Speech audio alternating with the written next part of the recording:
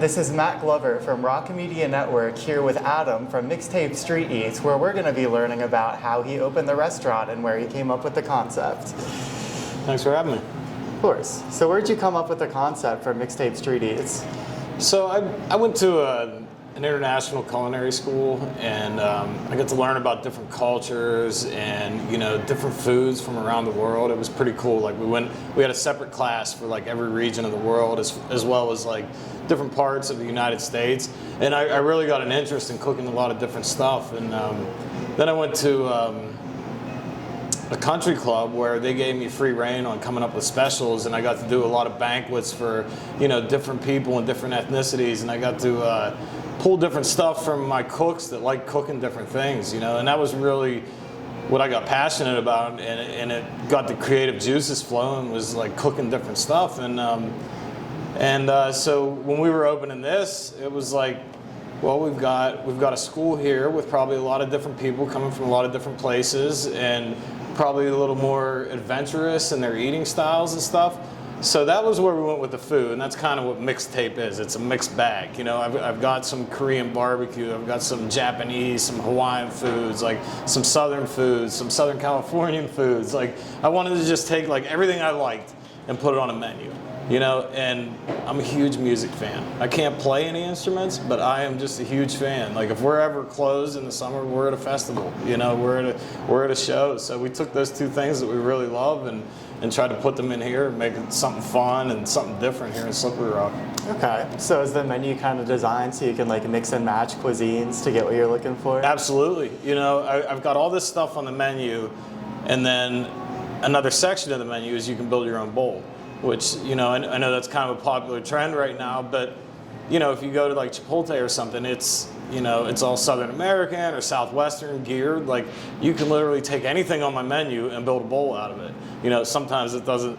Sometimes people order some weird stuff and you're going to put it out and you're thinking, I open a restaurant and this is kind of strange what I'm putting out, but people really seem to like it, and they like the idea of being able to build their own stuff, and be able to switch cuisines and put some Asian stuff with some, Mexican foods and some American stuff. And I don't know, that surprisingly has been like my #1 seller, was these bowls, That's awesome. Yeah. So then, where did you discover your passion for cooking? So I always had a passion for it. Like starting in high school, I went to work for some guys, and they were like really cool in the kitchen. I had a good time, and they were professional chefs, and they showed me some tricks, and I kind of did that for a while, like in some small places. And I actually went to Slippery Rock for like 2 years, but the traditional school just wasn't really for me, My mother, my sister, my wife have all graduated from Slippery Rock. I went here, but I didn't graduate here. But anyway, I was working some like random jobs, and I used to bartend. A guy came in and shot me twice in the stomach with a .357, robbed the bar. After that, so I was working construction and bartending, and after that happened, I was laid up for like 3 years. And I wanted to get back to doing something that I really liked, which I didn't love building houses. I didn't love bartending. And so I went to culinary school when they finally got me fixed up after like 3 years.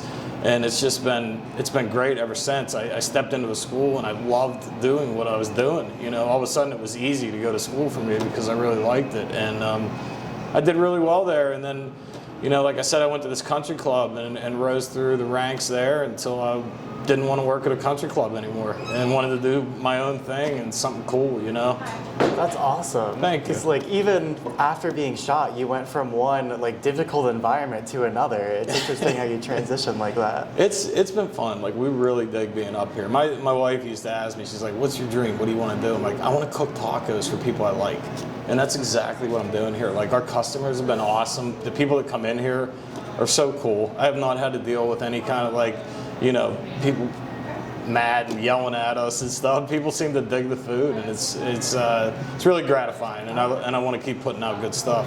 I was gonna ask you next, how does this location between the two apartment complexes help you guys out? It's pretty cool. Like when I first looked at this building, we walked in and I looked at the dining room and I'm like, what am I supposed to do with this? This is a small dining room. And I hadn't been up here in years. We started driving around, and I saw all the off-campus housing that had been built since I, had been back on this side of campus. And we started thinking, we could do like a mainly takeout kind of restaurant here and simplify things a little bit. And it's been great. It's probably 70% of my orders come in online. People come in, grab their food, and they roll, But other people like to come in. We deck this dining room out with stuff that we dig, and people walk in. When it's someone's first time, they walk in and they just go like this and just start looking around. It's like, all right, you're new here. But the business has been really well over here. It's a little tough when students leave, but we're finding ways to adapt. We're picking up catering. We go off-site. We go up to Big Rail Brewery a lot. We go down to Butler and do these Foodie Friday things in the summertime. And figuring out how to make it a 12-month business was a little bit of a struggle, but it's working out. Okay. I have been Matt Glover from Rock Media Network, and thank you for tuning in with Adam from Mixtape Street Eats. Now stay tuned for more news.